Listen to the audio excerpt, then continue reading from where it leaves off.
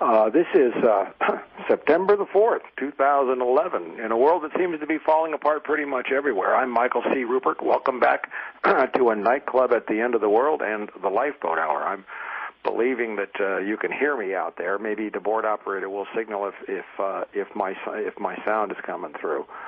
Okay, well, I'm just going to speak directly to the board operator and say that we may have a problem when we try to bring Peter in. If we do, we will stop. I will change some equipment, and we'll try to do something to make sure this is a very important show tonight, an extremely important show. I want to start by honoring two wonderful assets of CollapseNet, who are both longtime friends of mine, I've known for a long time.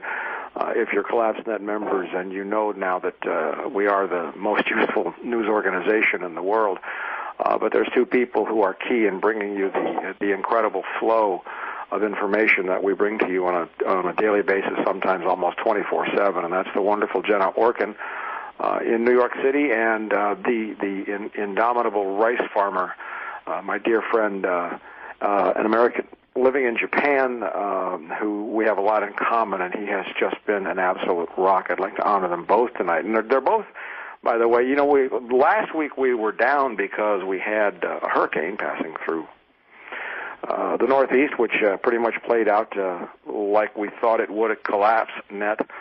FEMA is broke. That's what I was telling you was going to happen, and businesses are failing, and there's a quiet disaster happening throughout the region. FEMA is just out of money, and it's been said in press stories that, as we predicted, that the money to rescue the people in Vermont and help them rebuild is going to have to come out of other places, like social programs. That was just a footnote in a couple of stories. But on CollapseNet this week, we also reported to you that the federal flood insurance program is insolvent. So there's a lot of people who think they're going to get bailouts from Uncle Sam who are going to be disappointed very soon. But things are moving with incredible speed, and we know that we can all tell that the tempo of events, the frequency of the body blows is increasing. And the body blows are coming from all directions. Last week we only had one hurricane to deal with. Now we have Tropical Storm Lee and Hurricane Katya, which looks like she's going to bounce off without doing much damage. But in Japan, Typhoon Talus, which is where Rice Farmer is, has dumped like 17 inches of rain in 24 hours, and it's killed at least 20 people.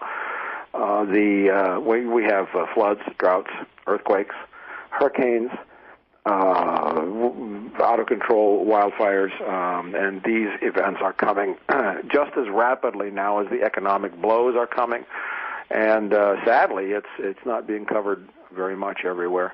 How quickly the world is moving towards a global conflict, which looks like it would wind up pulling the United States, China, Iran, Russia, everybody into it. We've been bringing that information to you. So time now is precious. And I can't help but observe that the quickening which is taking place in events. I mean, it seems like we had long drum beats, like between 9/11 and the invasion of Iraq and the tsunami in the Indian Ocean. There were years, but now there's not so much time in between. And I am seeing and experiencing that energy levels, vibrations, if you will, are changing. Now, I'm standing detached from the Mayan calendar and from all of the prophecies that everybody has now lingering in their head. And all I can do, being the journalist that I am and the detective that I have been, is compare the facts and look at what the prophecies have said and say, you have my attention. And I am experiencing all of this. Of course, it's painful to watch the suffering, much of which is needless. Until you change the way money works, you change nothing. Watching all this suffering, but there is also a deep part of me that has a childlike curiosity, eyes open wide in wonder at events the way they're playing out. Our guest tonight has been on the show once before, and he's a treat for me to talk to. He's an intellectual steak dinner for a good conversation. I've never seen anybody in my life so eloquently describe the evils of infinite growth and an utterly corrupt economic system. His name is Peter Joseph. He is a director. He's a writer. He is dubbed the founder or the godfather of the Zeitgeist movement, and we've developed a good friendship, and our movements have crossed, and we have many, many things in common, but we're standing on the same side of the infinite growth paradigm. But time is important, and our focus is important. We have to be careful what we spend our words on because there's so much happening so fast. So, first of all, let me see if we have successfully done this. And Peter Joseph, can I welcome you back to the Lifeboat Hour? Yes, you can, Mike. Hey, Peter, how are you? Me on. Good. Thanks for having me back on. How you doing? We got our technical issues solved. And Good. I kind of want to start off the show because there's a lot going on, and I know you guys are busy and we're busy, and I got an email. And you can take all the time you want to during the course of talking tonight to describe what Zeitgeist is doing, what you got coming up, anything else. But there's a Zeitgeist member named Lee Deathcare Nelson who sent me an email. He's also a CollapseNet member. And he wrote this. He wrote, I'm a paying member of CollapseNet and also a Zeitgeist member, and I would like it, if possible, to ask Peter about street activism. As you know, the movement likes to be involved in street activism, and with more protests emerging, Zeitgeisters will be on the streets. But your good self have advised us to stay away from these in your latest blog, Say My Name. What does PJ think? Does he even believe we are in collapse? I do. Peter, that kind of seems like a way to open this up so that we can have a good talk. Sure. Well, obviously, I've talked about it. Zeitgeist moving forward, by the way, it was just hit 10 million views in 7 months, and thank you for your contribution on that. Yep, that's just one post. We obviously mentioned that. I obviously mentioned that in that film at great length at the very end as far as the looming collapse from many different angles, which, again, we can expand upon from the unemployment collapse to the energy collapse to the debt collapse. As far as protest things, well, I think protests in general, they serve a unique role for attention. They have worked in the past, and I think there's good historical precedent for it. But we need really an educational approach to this. That's why the Zeitgeist movement approaches the public through many different event structures. Instead of, yelling at the street, holding up signs, there's a place for that, and we have... When we in the movement work and engage protests, we don't usually generate the protest, but we go into it and we work to be a part of it and also talk to the people that are protesting and make sure that they know what's going on, because you know how people can be. They can get really angry and irrational. We see all sorts of upheaval across the world right now. And the question is, whenever I see this, is like, do they really understand what's happening? Do they really know what to expect? And do they know what the solution might be? And then if those issues aren't met, then they might as well just be yelling at a brick wall. Exactly. There's a big difference between protesting and rioting, by the way. I just thought I would make that distinction for me and my listeners. I mean, I do not want to see any violence anywhere, and I'm really afraid of what the government intends after that. Peter, Let me ask you this. Obviously, within the last year or so, or certainly since the last time you've been on this show, things have gotten a lot worse out there, pretty much in accordance with the model I've devised, and which we use at CollapseNet. Is Zeitgeist aware of and or responding or adapting in any way to outside events right now, the collapse that's taking place? Well, I would say so. I mean, we've stepped up our educational initiatives. I mean, at the end of the day, it's really, we can't do anything without the public understanding what's happening, and that's why I continually reiterate that. As far as the way things are going, the 3 issues that I pointed out: unemployment, energy, and debt. All of our materials continue to cycle this through. All of my talks always go through this process because what it reveals is a failure of a paradigm, which in my mind, we can talk more about this, was always a failure. The entire system we live in was a failure from the very beginning, but it didn't have the type of environmental and biosocial pressures, meaning we lived in infinite growth assumptions, as you always point out. Everyone's always assumed with all of our social models that we will never run out of anything. We'll never be able to not overcome some type of problem. How foolish. This is... Yes, of course. I mean, that's not a total assumption of history. I mean, obviously we had First Nations people, they were smart enough to understand this stuff, but we've become so messed up and distorted. I mean, normality is distortion today. So anyway, in all of our materials, we always reiterate all of that. And I think we have, in your approach, in your communication, you have a variation of the theme that we approach with. And I think that's a great thing because we tackle the same idea but from different angles. For example, if you don't mind me jumping into the unemployment issue, which everyone is, we have all these pundits and all of our lovely presidential candidates claiming they will be the ones to bring back the jobs. You know what? None of these people even understand what they're talking about because the automation of labor, which has been growing exponentially since the Industrial Revolution, is what has been robbing all of the jobs. Exactly. And no one's commenting on this in a real political sense. Roosevelt sort of knew this during the Great Depression. He was attempting to create a half work day to try and have the work day, give incentives to the corporations to allow another half of the population to become employed again. But the corporations, of course, didn't want to do that. They're responsible to their shareholders and all the profit motives that go in with that. So it's never a possibility, really, unless massive, socialist policies were imposed, of course, upon these corporations. And I think we can guarantee that not happening. But until people realize this trend and the phasing out, basically, of human labor, this is what's happening. It's a paradigm shift of the very monetary market model, and it's not going to stop. Why? Because automation of labor always leads to cost efficiency, which always leads to reduction of purchasing power. So one way or another, as the corporations fail, like all the other debt-ridden institutions, they're going to automate because it's cheaper in the long run, at least in their mind, but they don't realize they're displacing labor, they're displacing purchasing power, and they're displacing their income. So it's a cycle that is just a cipher going straight into itself for inevitable destruction. So that's something that... It's like I was saying... When the current round of economic collapse began the end of July, early August, like I said it would, what I was seeing was that corporations in a desperate need, a stupid need, if you will, to show profit, laid off 30,000 employees to cut costs. I mean, the same paradox. There is an insane, deadly logic that kind of leads one to suspect that the only way that this system will ever be satisfied is by killing everything.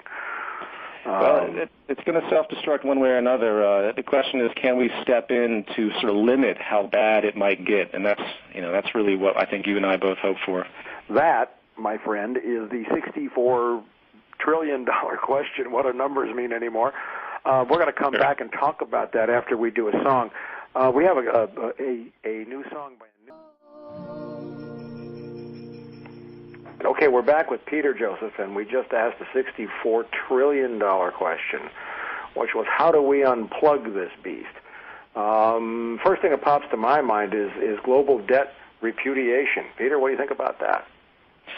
Yeah, I'm imagining, somebody with a hint of sanity walking up in front of the United Nations say, hey, guys, why don't we just cancel all debts before it strangles us to death, Yeah. I often use an example in my lectures about a little island with a bunch of shells, and then they realize they're charging interest that doesn't exist, and they make a very easy point out of it. But it's amazing to me how people don't see the flaw in this very simple mathematical equation that we've been doing. Well, yeah, I mean, it's like all these ones and zeros that are, in a sense, mythical. They're ethereal beings, these ones and zeros, this fiat currency. And yet this spirit, if you will, that's kind of like defining God, because they determine what happens in our material world. Mm-hmm. And we worship the money like a god. I think that's why the eyeball's right on top of the pyramid. It's the big joke, money is laughing. I'm the god. I'm God. In God we trust. Of course you trust in me. I'm money. But it's clear that, to me, that a proactive approach is needed now to unplug this paradigm, which is systematically eating everything and leaving us less and less to build with, and less time, less resources to implement some of the great things the Zeitgeist movement seeks to do. Sure. So how can we get proactive? Well, I mean, I hate to sound redundant, but until people understand the problem, which is one of the first things I talk about in lectures that I give, is try to point out this debt issue. The first thing I'll mention to any political figure or anyone that I see that's even remotely close to such institutions. In fact, I recently asked somebody at a fundraiser I just happened to be at, who was running for president on the Republican side. I brought up that exact question, and of course, his hands, he had no idea how to respond to such a thing, because they don't even think about it. They don't know how the internal dynamics of the economic structure really works. Ron Paul is one of the few. Yeah. You know, I mean, obviously we need to vote for Ron Paul if he gets up there. That's the first minor thing we could do if we want to engage the political system. But, you know, in the end, until full debt forgiveness is realized as the only solution, we're just going to continue this slow grind. We're not going to be able to afford all the things you mentioned earlier in this broadcast as far as the natural disasters that are steeping up. You know, we're in this grind, and we're eventually going to go exponential, because the exponential collapse, as I would call it, because between the unemployment, the energy, and the debt issue. Energy, unlike employment and debt, energy is fixed. We know peak oil is confirmed. You know, the German military think tank just leaked something recently that confirms 15 years. We've seen this confirmation everywhere, and we can see it in the behavior of all of these institutions as well. So, you know, that is the fixed element, which, again, not to ramble here, but goes on to the war issue. We're going to have real wars eventually, not like World War I or World War II, not contrivance wars. We're going to have wars for survival. Maybe that's very, not going to be pretty. It wouldn't surprise me. Just all it takes is one incident, you know, however you want to interpret that one, given we come up on the anniversary of 9/11. But the political powers that be are scratching their heads trying to figure out how they're going to maintain their establishment by all means. And it's frightening to see how much money is being spent and how those increases have continued despite economic collapse in all the dominant powers. So, but back to your point, I'm sorry, go ahead. All of which is more rapidly diminishing resources for the wrong purposes. Yeah, obviously. I mean, what else is new, you know? One of the things we talk about as an aside, you know, if we just think about all that energy and time spent in the military-industrial complex, brilliant scientists, brilliant in the sense of their skill set, not brilliant in their social awareness, obviously. If we applied that toward a renovation of renewable energies, we applied that towards creating a system that's actually sustainable, we could do it very, very rapidly. And that's a very important part, the other side, if you will, of what the Zeitgeist movement is talking about. We just have to get our priorities straight as the human civilization that we are, forget all the old baggage, and God, if we can just get ourselves in line with a real path. I mean, as easy as it sounds, obviously it's the most difficult thing in the world, but this is the frustration and what we bang our heads against every day. I'm seeing a couple of optimistic signs. Recently, there's a columnist named Paul Farrell who writes for MarketWatch, and he's a pretty cantankerous, cranky guy, and he's pretty fun sometimes. But this week, we had it on the World News Desk at CollapseNet. He posted this scathing rip-apart of the infinite growth paradigm, all the fraud. And what I commented on for our members at CollapseNet was, I said, at long last, many voices are becoming one. And that's been kind of something I've been pursuing through CollapseNet and through this radio show, is that that our CollapseNet members, the Zeitgeisters, the Transition U.S. movement, the environmental movement can all ultimately say with one voice, and I'm hoping that the quickening brings us that. Absolutely. So that we can join together. I'm sorry. Go. I was just going to say real fast that it reminded me what you just stated of a Carl Sagan quote of about 25 years ago, when the early onset of CO2 emissions and all of that stuff with global warming, as we sort of call it today, was starting to hit the scientific community. And he said in a very prophetic sense, he said, the problems that are going to arise from the system that we have now are going to force humanity to eventually come together to share at least a fundamental value set. And that, even though it comes out of, you know, a sort of destructive chaos, that will be a very positive place to be in if we can survive once, you know, we get to that point. So we have to get to that point, and we have to get through that point. Yeah. And right now, all of this quickening brings with it something that I know you'll find interesting, and I think it's important enough to talk about, is that I think that it's very clear to me, because I have my antenna out, you know, everywhere, that Zeitgeist is very effective. It's obvious. You have members in 70 countries. You know, 10 million views for Zeitgeist 4, which was a pretty good movie. I'm not saying that because I'm in it. But you're effective, and that scares people, and so am I, and that scares people. But it appears that you and I have both attracted the cunning wile of a guy named Alex Jones. And I think it's important to talk about that for a minute, because of the approaches that they're taking. Sometimes you measure people by their enemies. and it's important to talk about that. He's thrown some really lame stuff at you, but he's not coming after me that way. He's spending enormous amounts of money producing films and videos and copying almost all of my work, with a few exceptions. He will not acknowledge peak oil. He does not disavow the infinite growth economic paradigm, and he doesn't believe that climate change is man-made. Other than that, gee, he's perfectly one of us. I'm not sure about that last point either in the sense of value system, but what I will say is there are many people out there that sort of paint this picture of themselves as being, quote, truth seekers, that they want a better world, but obviously their actions don't relate to anything scientific. I mean, scientific really is the ultimate truth. If you're willing to investigate, question yourself, question everything that you know, and allow the objectivity to come through. If Alex Jones is objective, he would see the obvious flaws of what I call the free-for-all market and its anarchy that will inevitably push forward all these problems we talk about, because that's the very nature of what the system demands. He would eventually realize that obviously peak oil is real. He has a very weird motivation not to address that. One of the big flaws I see also with a lot of people is that they'll say something, and if they're wrong, they will never go back and correct themselves just because they're in the public mind and they don't want to ever appear to be wrong. Yeah. And that's, I think, an unfortunate flaw. But he's only one of many that have taken numerous shots at the movement and attempt to do anything they can to pollute the message. And the beauty of it all is that we are just operating on very sound rationale with respect to our observations. Mm-hmm. And no one will debate any of the issues. Just like I bet no one will debate the issues with you, Mike. What they do is they just attack. They attack and they call you names, and they create all these false prima facie associations and build these straw men. Oh, I must be a Marxist, because Jones and a lot of those individuals, they just said we're all Marxists because of what we talk about with the market system, but they don't realize the rationale. You can't have in a paradigm where our technology is exceeding human capacity.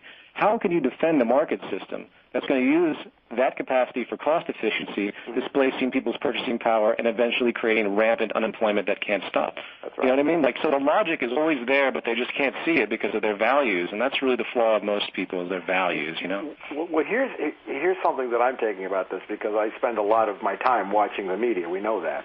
Sure. And that's that not only the media, but people like Alex Jones are becoming more transparently, pathetically gibberish, like all the time. It's destructive. And so that's one of the reasons why I'm watching the cascade of events that's taking place with this kind of wonderment to see how this is going to come out. Yeah. But it is so important that we stop infinite growth, that we kill that economic beast, because debt is what will crush everything. Let me make one point, too, since you brought that subject up that just popped in my mind that I think is very important for all of us to think about, is that when it comes to causality, I grew up, and I fell into, my own little, awakenings and such, and listened to so many different people, and most of the time people blame other people. You know this. Everyone wants to blame somebody else, some group. We have the absurdity of these, like the Illuminati or the New World Order and all this stuff, and it's all out there. And then, of course, on the normal plane, there's the Republicans and the Democrats. They must be to blame. Who's at fault now? As though that actually explains any type of causality, you know what I mean? Mm-hmm. When you recognize the human being as this developed organism, obviously with massive genetic programming of eons of evolution, but when you analyze our behaviors and our brain structure, which hasn't changed much in thousands of years, we can behave in so many different ways. It's what the system enables us. It's what the system reinforces in our behavior that defines us. And that's the flaw of all these people out there, and that's 90% of most of those that argue and debate about whatever social problem. They want to find someone to blame. They never, ever look at the system, and that's what the movement really is about at its core. I'm giving Peter, I'm giving a speech in Portland on September 11th. That's next Sunday. Oh, by the way, a programming note for everybody. I will not be on next Sunday. Your guest host will be Carolyn Baker, who we've all come to know and love here. She'll be sitting in for me, giving a big speech at the First Unitarian Church in Portland. And, Peter, one of the things that I'm going to be talking about there that I see is so essential right now is a concept that I call change without punishment. That what is so absolutely essential for the entire human race now to survive without nuking the planet to death, poisoning it, putting everybody out of work, destroying everything, is for the ability for an open door for human consciousness to just change. Right. With no shame attached. It's like adding up a column of numbers with a pencil. You know, oh, I made a mistake. You take the eraser, you fix it, and you don't give yourself 50 lashes for that. You just change. Sure. Right. And that's a hard lesson, because as a civilization, human culture is kind of addicted to punishment and blame. Addicted to punishment, blame, addicted to credit, addicted to identity. And you see it echoed and reinforced, in the market system. You know, if someone invents something, they want to, have their patent and everything. And if someone has an idea, you see this in political usage, too, which has a huge influence on people. What did Bush use against Kerry years ago? The flip-flop, remember? Flip-flops. These are the things that are so permeant. They permeate so extensively in the culture. So I think that sounds like a great lecture. I look forward to hearing it, Mike. Yeah, this is a fun speech to write. There's a lot of power flowing right now. It's thrilling to write when your life is on the line and you know it. Adds a little spice to it. I have an email. By the way, if you'd like to call in and ask Peter Joseph a question tonight, the number is 1-888-874-4888, 874-4888, or you can email me directly at lifeboathour@collapsenet.com, and that's exactly what Rick Dawson did. Hi, Rick, and you got this email for you, Peter. Without getting into a religious debate, what about the Old Testament concept of Jubilee? I'm not familiar with it. Peter, are you? Old Testament concept of Jubilee. I know what the word Jubilee means, but I'm afraid I can't answer that because I'm not sure the context. I don't have Old Testament on hand.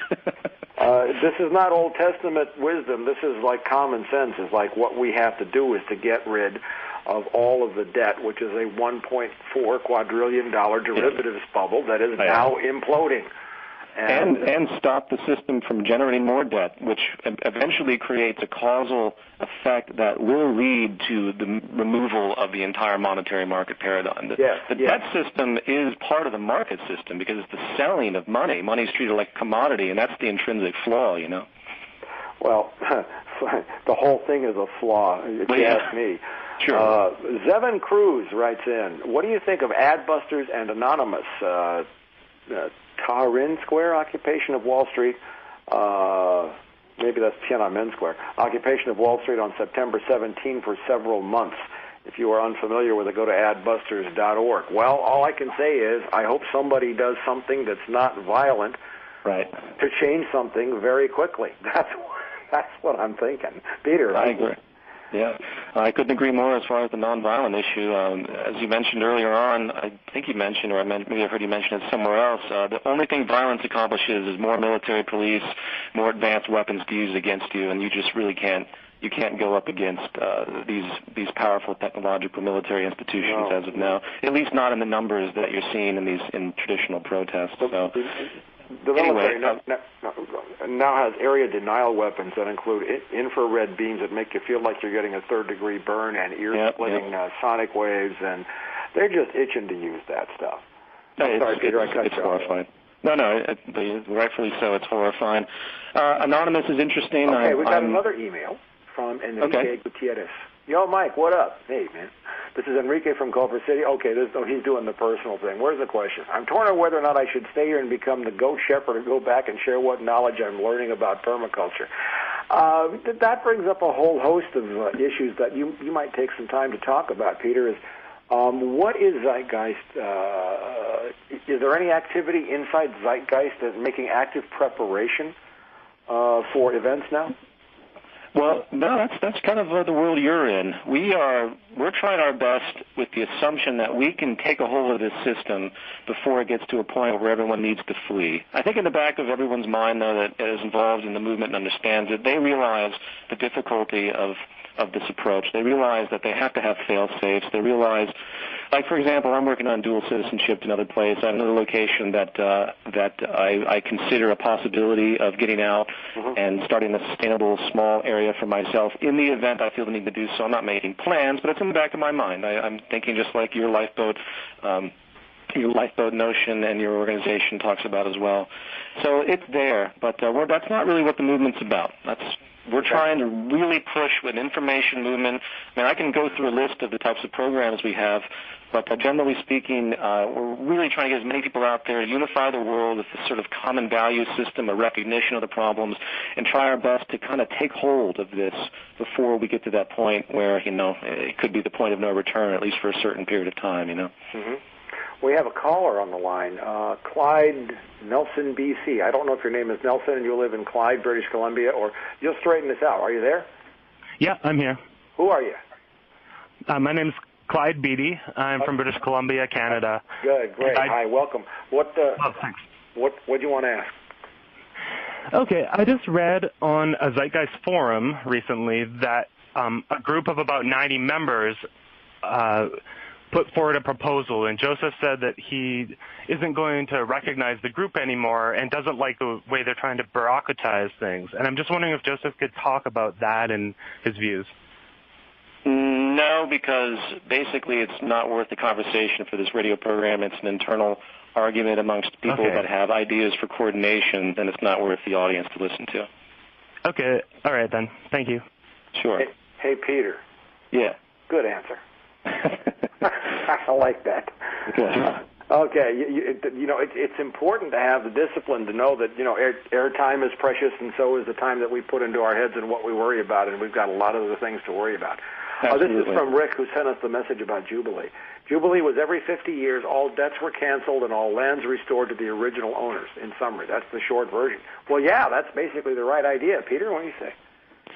Yeah, I mean, there's a certain number of traditional assumptions in there, such as personal property, right. And this goes on a lot of different complex, things that a lot of people aren't familiar with, the way I view, and the way a lot of people view, and from a rational standpoint of how we should share our environment as a species. But, yeah, I could sort of see the logic there very in a loose way, sure. Yeah, what you don't want to do under any circumstances is recreate the wheel. That's why, along with debt repudiation forgiveness globally, I have to add on to that. You have to eliminate compound interest, fiat currency, and fractional reserve banking, or else all you're going to do is recreate the same mess all over again.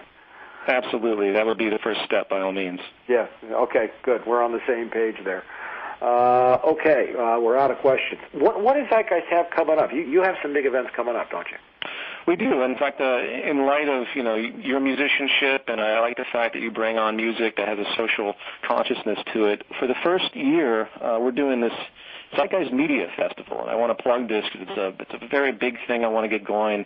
You can go to zeitgeistmediafestival.org and check out the lineup we have for LA and the 20 to 30 other events we have globally across, I think, about 22 countries, which the more of them are inching in. But it's a week from today. It's a 9/11. No real relationship to the historical stuff.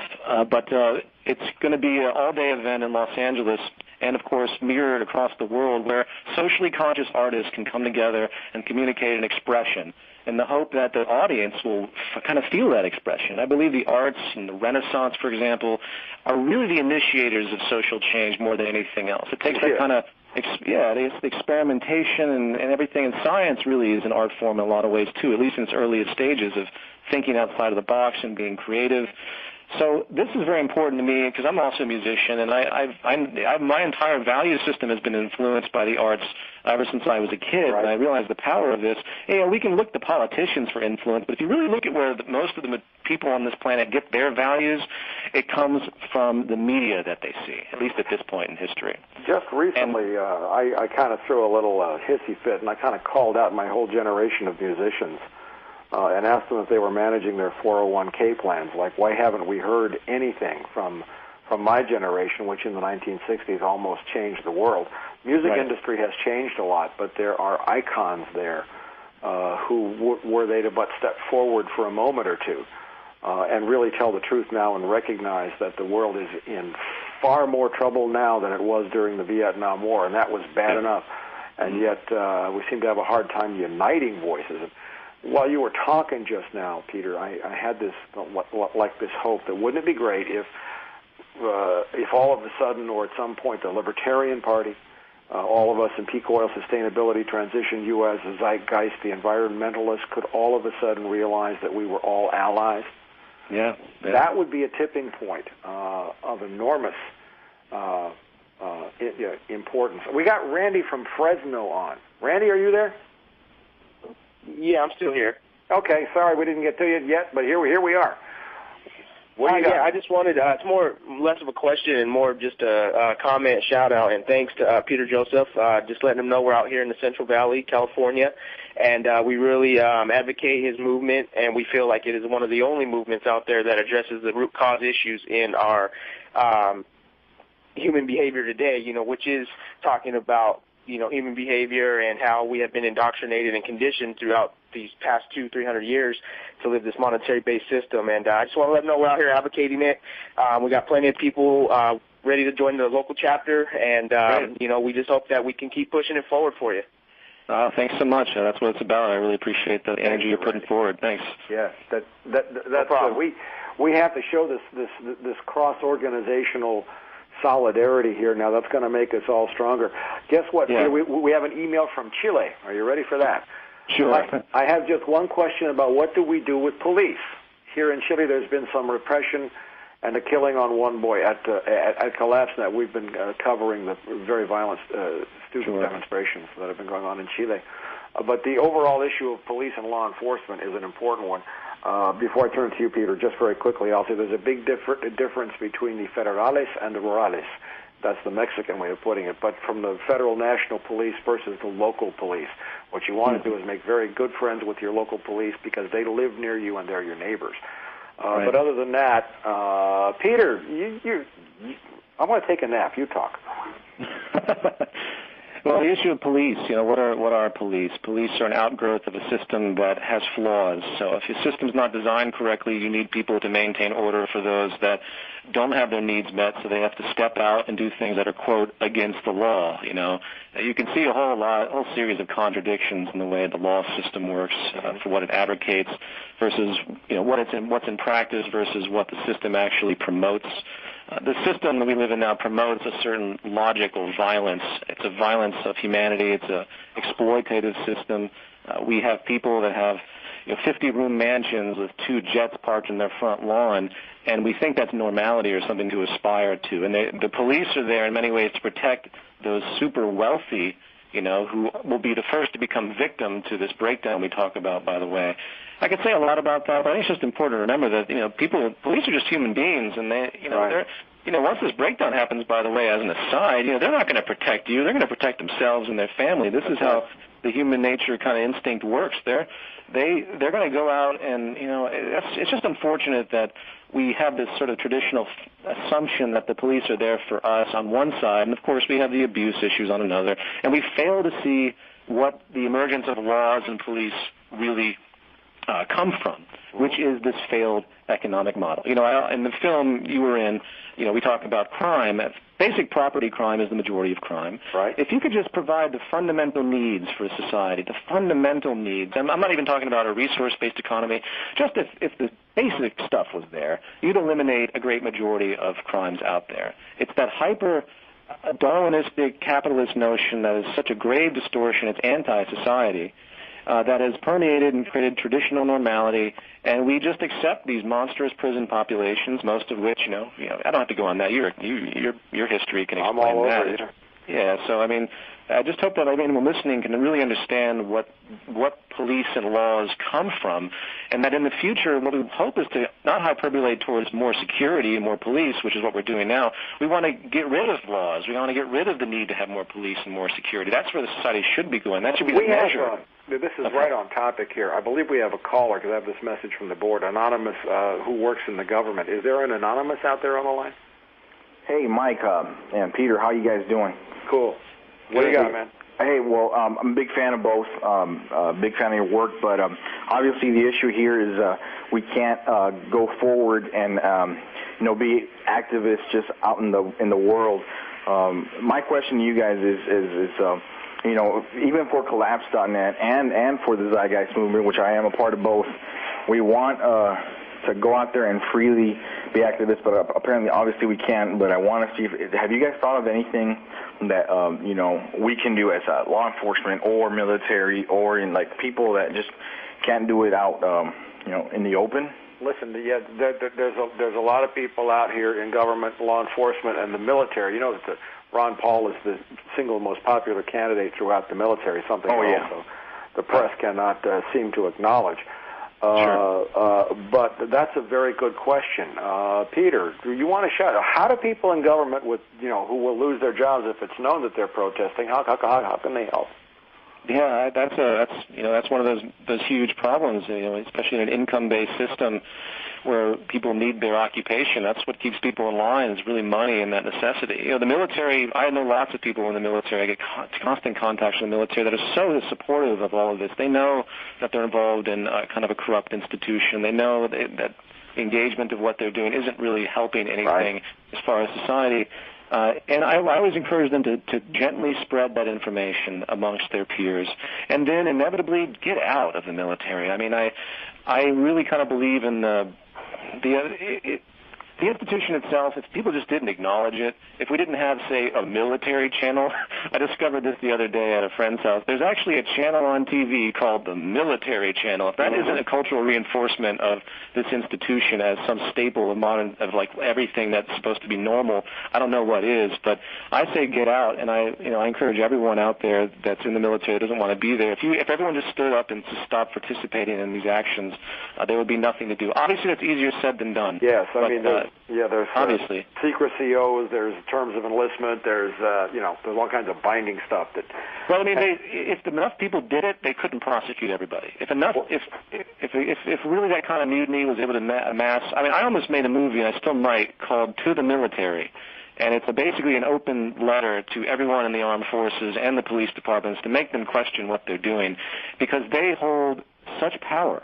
It's the military. We talk about all the things that could happen in oppression. Once the military understand that this collapse is going to occur regardless, once the police forces, once all the basic security institutions understand that this is going to happen anyway, they need to make a decision. Do they support the current system and protect, the interests of the corporations, or do they turn it around and do they force the hand and start to work with the people and try to get a new system in place through that leverage of the military's angles and weaponry and everything else. I hate to say that. I don't mean that in a violent sense. But just like those coups that have occurred where they manipulate the military and the military goes along with it, like with Hugo Chavez, the military finally snapped out of it and they said, boom, we're not going to tolerate this, and they turned right back around on their masters. And I think that's a hopeful assumption. So I we'll see think what happens. that the turning point will come when people in law enforcement, people in government, the machers, the ones who make things run, right, and the military recognize or shed a false belief that by doing their job as a cop, as a soldier, as a bureaucrat, that they're going to keep their job. What they really have to understand is the way things are working, they're going to be eaten too, and all they're doing now is standing on the shoulders of people who they're drowning, only to wind up with the same fate themselves. What's so important for also what I see happening too is an awakening around this planet that regardless of nationality, language, or color, we are all one empathic species. Truly what happens to us in Fukushima is happening to us everywhere, Yeah. Am I still on the air? Yes, you are. Okay. Well, see, my thing is that these guys need to realize that we took an oath to defend also against domestic enemies. Right. Okay, sure. And that needs to be taken seriously. I just think that they don't realize that it's a reality, that a domestic enemy is real, is in front of your face. That's why I have so long objected to, again, the Alex Jones thema of concentration camps for everybody, gray 3 squares a day. Yes, I agree. Because that's just not going to be the case. That's too expensive. There aren't the resources to do that for 310 million Americans, and certainly the military is stretched way too thin. We're going to be on our own. So, just keep watching and doing what you can. We appreciate, and I get a collapse net especially. a high volume of traffic, Anonymous, from various parts of the government and law enforcement and the military. And just know that you're not alone. Right. And there's a list of people that, they come to me. And at some point, oops, what's going on? I lost my sound. And at some point, there's going to be a massive awakening. We have another email, too. We go down about the last 5 minutes of the show. We've gone through the station break to make up for the time we lost. This is an email from Richard Lewis. What role does intuition and or spirituality fit in problem solving? Intuition is a, quote, natural process and is employed by most species on the planet. I believe intuitive leaps must be made sometimes just to get past roadblocks. For example, take bread. It's been around for at least 12,000 years. I don't think someone at the time guessed on yeast and bacteria interactions along with temperature effects and microbiology food sources. There simply wasn't enough information available for the scientific method to be employed. Some of the greatest discoveries were founded on large intuitive leaps. Anyway, great work on the Zeitgeist movies and concepts. Keep up the good fight. That's from Richard Lewis. Peter, you want? Sure. I think there's 2 points there. That one is intuition. I would say intuition in the sense of, you look at a cat, and how does a cat jump perfectly up onto an 8-foot platform and land in absolute elegance? That's an intuition of the biology of an organism. And we have amazing visual intuition, if you will, where you can watch two projectiles come in different angles, and your brain will immediately calculate where those two will come together or how far apart they'll be.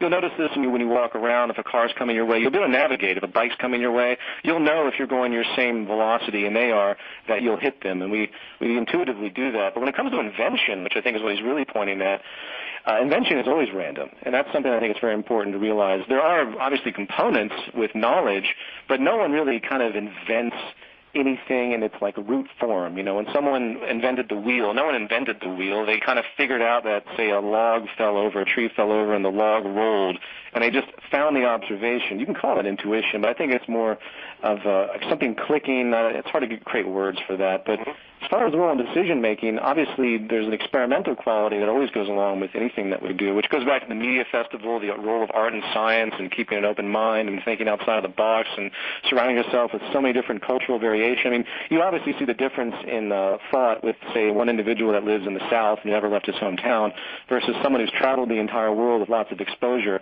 You'll definitely see a difference in creative thought and flexibility of thought. So I think it's just a process of exposure and experimentation and chance, but I'm not sure if intuition is the right word. Well, for me, from my spiritual perspective, intuition is also inherently a part of plugging into a wisdom that is already there, that doesn't arrive via cognitive processes.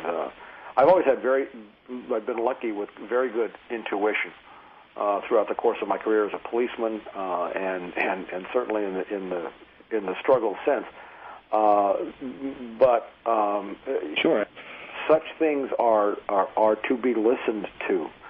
Inspirations now, I think necessity is the mother of invention, and it's true that in all times of great human conflict, some of the best new ideas are forged, if you will, or hammered out in the crucible of the hard times, and that's kind of what I predicted coming in the movie Collapse, is that, like Zeitgeist movement, for example, like new wisdoms, maybe old wisdoms, that maybe the semantics are not important, but the awareness of so many other options being available, which is ultimately hope-giving.